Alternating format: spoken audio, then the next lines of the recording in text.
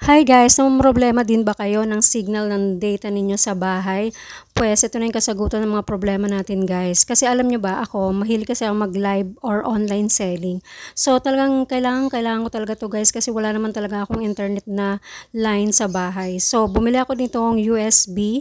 4G nga pala to guys, 4G Wi-Fi modem. Ayan, USB lang siya guys.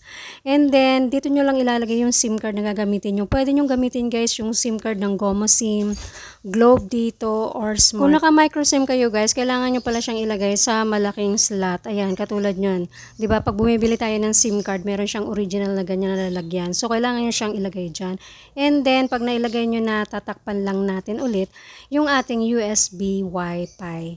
Ayan guys. Yung binili ko nga pala guys is USB Wi-Fi lang. Hindi na ako bumili ng charger niya or yung adapter niya. So, pwede naman kayong gumamit ng kahit na anong adapter na gamit nyo sa charger ninyo.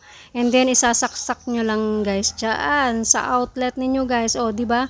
Pag lumabas na yung kulay red na signal niya, ayan, pwede nyo na siyang i-connect dun sa Wi-Fi ng iyong cellphone. Pagka-on nyo nga pala guys ng Wi-Fi, hanapin nyo lang tong 4G-UFI and then ilagay nyo yung password nyo 12345678990 and then connect nyo po yan. Tapos hintayin nyo lang siya. Tingnan nyo yung Wi-Fi na ano ba to? Yung signal kung nag-okay na siya and then try natin mag-browse. Ayan guys.